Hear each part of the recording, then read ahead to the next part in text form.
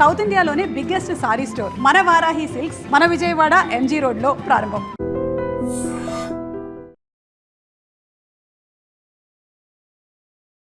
Hi hello నమస్తే, welcome back to our channel. నేను మీ వైషు.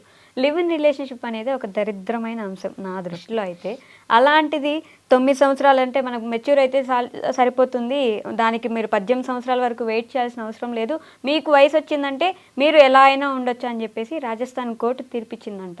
అంటే 18 సంవత్సరాలు వస్తేనే మైండ్ సరిగా ఉండదు, అవసరం లేదు, పెళ్లి చేసుకుంటే సరిపోతుంది అనే భావన నుంచి మా ఇష్టం, మేము 13 సంవత్సరాల నుంచే మేము ఏమైనా చేయొచ్చు అంటే దానివల్ల వచ్చే పర్యవసనాలు ఎలా ఉంటాయి, ఈ విషయం గురించి మాట్లాడడానికి ఈరోజు నాతో పాటు రజనీ రమ గారు ఉన్నారు. మేడంతో మాట్లాడదాం. హలో మ్యామ్, నమస్తే. నమస్తే అమ్మా. బాగున్నారా? ఫైన్ అమ్మా. సో లివ్ ఇన్ రిలేషన్షిప్ మొన్నటిదాకా అట్లీస్ట్ 18 ఇయర్స్ వచ్చిన తర్వాత వాళ్ళ ఇష్టం, మేజర్స్ కదా, వాళ్ళకి నచ్చింది చేసుకోవచ్చు అనేవాళ్ళు. అలా ఉంటేనే మన భారతదేశం ఆల్రెడీ జనాభా లెక్కల్లో ఫస్ట్ ఉంది. ఇప్పటికే ఎక్కువ జనాభా అయిపోయి దరిద్రాలన్నీ చూస్తున్నాం లివ్ ఇన్ రిలేషన్షిప్స్ వాళ్ళు. పెళ్ళిళ్ళు చేసుకుంటారా చేసుకోరో తెలియదు, వాళ్ళ ఇంకెవరో జీవితాలు నాశనం అవుతాయో తెలియదు. ఇన్ని ఉంటే మళ్ళీ ఇప్పుడు 13 సంవత్సరాలకే యుక్త వయసు వస్తే సరిపోతుంది, మీ ఇష్టం వచ్చినట్టు మీరు ఉండొచ్చు అంటే దానికి వచ్చే పర్యవసనాలు ఎలా ఉంటాయి మేము అసలు? అదే ఇది అంటే ఇప్పుడున్న పరిస్థితుల ప్రకారంగా ఆలోచించి మాత్రమే తీర్పు ఇస్తున్నారనేది నాకు అర్థమవుతుంది. మొన్న మధ్య ఇంకొకటి జరిగింది ఏంటంటే, ఆడపిల్ల తల్లిదండ్రుల మాట వినకపోతే ఓకే 18 సంవత్సరాలు నిండే వరకు ఇంట్లో నుంచి వెళ్ళిపోతున్నారు కదా, వెళ్ళిపోతే కనుక వాళ్ళకి ఇక్కడ ఎటువంటి హక్కులు ఉండవు. ఓకే, ఏ రకంగా కూడా పుట్టింట్లో హక్కులు ఉండవు కనుక వీళ్ళకి 22 సంవత్సరాలు వచ్చే వరకు కూడా వీళ్ళకి పెళ్ళి కానీ హక్కులు కానీ వర్తించవు అనేది ఒకటి వచ్చింది. అది సంతోషించే లోపల మళ్ళీ ఇది వచ్చింది. అంటే ఇప్పుడు అమ్మాయిలు కూడా సరిగ్గా మాట వినటం లేదు అనేది ఒకటి బాగా నడుస్తుంది. అమ్మాయిలు అంటే అబ్బాయిలు వినటం లేదు, ప్రత్యేకంగా అమ్మాయిల గురించి.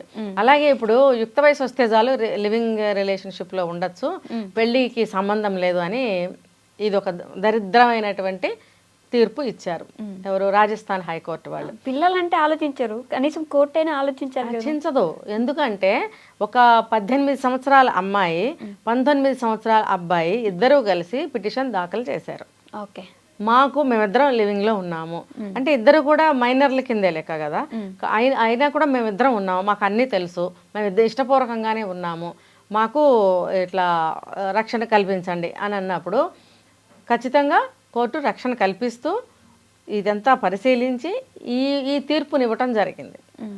18 సంవత్సరాల అమ్మాయి 19 సంవత్సరాల అబ్బాయి, వాళ్ళు మేజర్సే కదా లెక్క. ఒక రకం ఏం కాదు, ఆ అబ్బాయి అక్కడ 19 ఇయర్స్ కదా, టీనేజర్స్ వీళ్ళు. ఓకే, 21 రావాల్సి, టీనేజర్స్ కదా, టీనేజర్స్ అయి ఉండి మేము లివింగ్ లో ఉన్నాము, మా ఇష్ట ప్రకారం మేము ఉంటున్నాము, మాకు థ్రెట్ ఉంది, మాకు రక్షణ కల్పించండి అని అన్నప్పుడు వీళ్ళు రక్షణ కల్పించారు, ఇక్కడ ఈ తీర్పు కూడా ఇచ్చారు.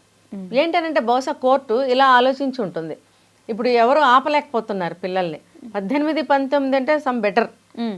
ఈ 12, 14, 15 ఏళ్ల వయసు కంటే కూడా రీసెంట్గా మనం విన్నాం కదా, 14 ఏళ్ల అబ్బాయి 16 ఏళ్ల అమ్మాయి, ఆ అమ్మాయి ప్రెగ్నెంట్ అయ్యి ఒక బిడ్డకి జన్మనిచ్చింది. 14 ఏళ్ల అబ్బాయికి బిడ్డ పుట్టడం జరిగింది. ఆ అమ్మాయి సంగతి పక్కన పెడితే అంటే 14 ఏళ్ళకే వీటికి బిడ్డ పుట్టడం అనేది జరిగింది.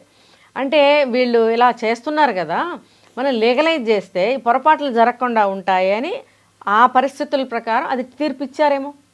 లీగలైజ్ చేస్తే ఇంకా మరి అప్పుడు ఆల్రెడీ ఇక్కడ లీగలైజ్ చేయటం వల్లే ధ్వంసం అయిపోయింది కదా. ప్రతి ఒక్కళ్ళతోటి రిలేషన్ పెట్టుకున్నారా లేదా? పెట్టుకున్నారు. ఎన్ని హత్యలు జరిగాయి, ఎన్ని ఆత్మహత్యలు జరిగాయి ఈ మధ్య మనం చూసాం కదా, ఎన్ని కేసులు మనం మాట్లాడాం. వీళ్ళు తెలిపారు, వాళ్ళు తెలిపారు, వాళ్ళు వీళ్ళతో పిల్లలు కన్నారు, వీళ్ళని చంపేశారు. ఉంచుకున్నోడి కోసము, ప్రియుడి కోసం పిల్లల్ని భర్తనే చంపింది.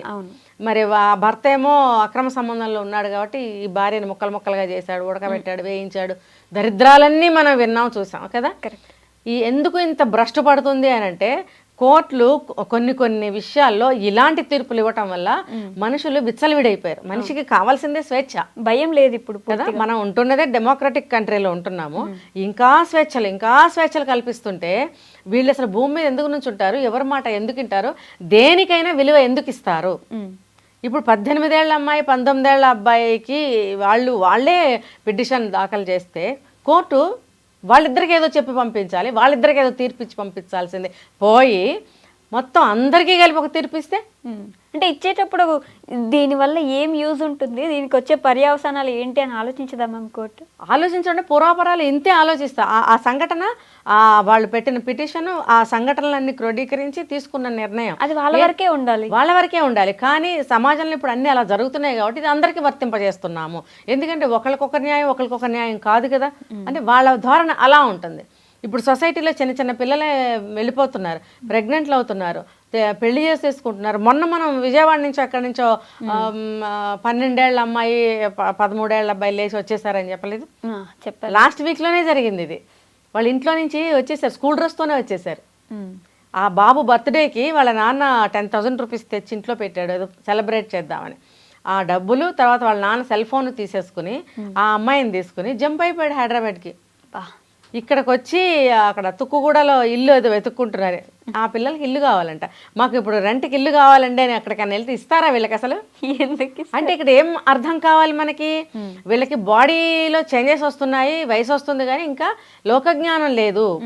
అసలు పిల్లల మైండ్ సెట్ ఎలా ఉంటుంది మ్యామ్? ఇంట్లో నుంచి వచ్చేయడం ఆ పిల్లలకి అవన్నీ తెలియవు అంతే.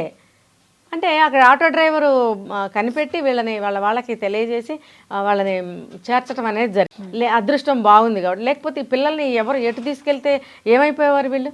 అమ్మాయిని ఏమైనా చేయొచ్చు, అబ్బాయిని ఏమైనా చేయొచ్చు కదా, అలా ఉంది కదా బయట ప్రపంచం. అలా ఉన్నప్పుడు ఇలాంటి తీర్పులు ఇవ్వడం అనేది చాలా దారుణం. అసలు ఇలాంటి తీర్పులు ఇవ్వకూడదు. సమాజ శ్రేయస్సు కోసము మంచి తీర్పులు చేయాలి. ఇప్పుడు అనేక రకాల నేరాలు జరుగుతున్నప్పుడు కఠినమైన శిక్షలు వెయ్యాలి అని ప్రజలు ఏకకంఠంగా అరుస్తున్నారు ఈ మధ్యకాలంలో. వాటికి ఎటువంటి శిక్షలు వేయాలనేది, ఎటువంటి చట్టాలు చేయాలనేది అది ఆలోచించటం లేదు. ఇంకా క్రైమ్స్ పెరగటానికి, ఇంకా దేశం నాశనం అయిపోవడానికి చట్టాలు చేస్తున్నారా అనిపిస్తుంది. ఆల్రెడీ లివ్ ఇన్ రిలేషన్షిప్ అని ఒక చట్టం తీసుకొచ్చారు. అవును, మీ ఇష్టం, మీకు అందులో ఇది మీ ఇష్టం వచ్చినట్టు మీరు ఉండండి అని చెప్పేసి, దాని నుంచి వచ్చిన పర్యవసానాలు చూసైనా మైండ్ మార్చుకొని వద్దయ్యా ఇది కూడా వద్దు, ఉట్టి పెళ్లిళ్ళు మాత్రమే చేసుకోండి అని చెప్పొచ్చు. అది పోగొట్టి మీకు యుక్త వయసు వస్తే సరిపోద్ది, మీకు నచ్చినట్టు మీరు బ్రతకొచ్చు అంటే అసలు అంటే ప్రభుత్వం ఉద్దేశం ఏంటో ఎట్లయినా పోనీ మనకి ఎందుకన్నా. మరైతే బాల్య వివాహాలు రద్దు, బాల్య వివాహాలు చేయకూడదు, వాళ్ళ శరీరం అనుకూలంగా ఉండదు పిల్లల్ని కనడానికి దానికి అని చెప్పి బాల్య వివాహాన్ని అరికట్టారు.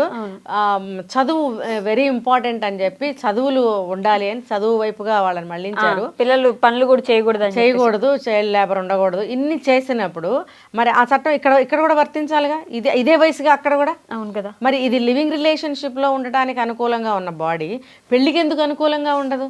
మరి అయితే పాతకాలంలో 9-10 ఏళ్ళకి పెళ్లి చేసేవారు, మెచ్యూర్ అయ్యాక కాపురానికి పంపించేవారు. కాపురానికి వెళ్ళిన మొదటి నెలలోనే ఆమె నెల తప్పకపోతే 100 మంది 100 రకాలుగా అడిగేవారు. వితిన్ 1 ఇయర్ ఒక బిడ్డ పుట్టాలి వాళ్ళకి. అంటే ఆ పాప వయసు 12 అవ్వచ్చు, 13 అవ్వచ్చు, 15 అవ్వచ్చు.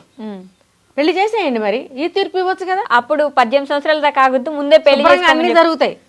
కావాల్సిందే కదా, తీట బాగా ఉంది, వెళ్ళండి పెళ్లి చేసుకొని 10 మంది పిల్లల్ని కానండి. కానీ ఏం చేస్తారు? మీరెంత ఉన్నారు, మీ చదువులేంటి, మీ ఉద్యోగాలేంటి, వాళ్ళని ఎలా పోషిస్తారు? ఈ జ్ఞానంతో ఆలోచించే విచక్షణ అనేది వాళ్ళకి ఉండదు ఆ వయసులో.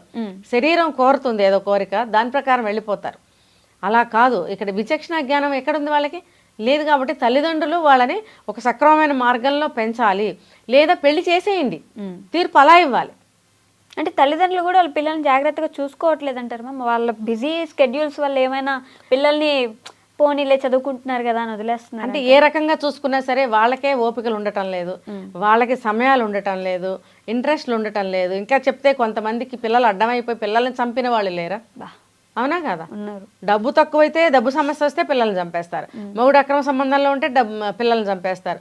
దీనికి ప్రియుడితో పోవాలని ఉంటే పిల్లల్ని చంపేస్తారు. ఇదేగా చేస్తున్నారా?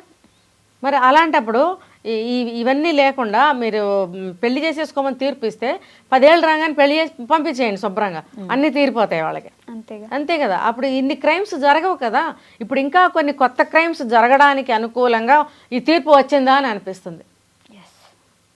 మరి చెప్పచ్చో చెప్పకూడదో నాకు తెలియదు. తీర్పుని వెనక్కి తీసుకుంటే మంచిది, వెనక్కి తీసుకుంటే బాగుండని నాకు అనిపిస్తుంది. ఎందుకంటే సమాజం పాడైపోతుంది. ఇప్పుడు ఈ పిల్లలు నిజంగా ఏదన్నా అయిపోతే బాధ్యత ఎవరు తీసుకుంటారు? అప్పుడు తల్లిదండ్రులనే అంటారా మీరు కనిపెట్టుకోవట్లేదని? మీరు ఆ రకంగా తీర్పు ఇచ్చిన తర్వాత వాళ్ళు విచ్చలవిడిగా వెళ్ళిపోతుంటే తల్లిదండ్రులు ఆపుతారా? ఆపితే అది లీగలైజ్డ్ అని చెప్పి వాళ్ళని తిట్టి కొట్టి వెళ్ళిపోవట్లేదా ఇప్పుడు ప్రస్తుతం వేరే వేరే విషయాల్లో?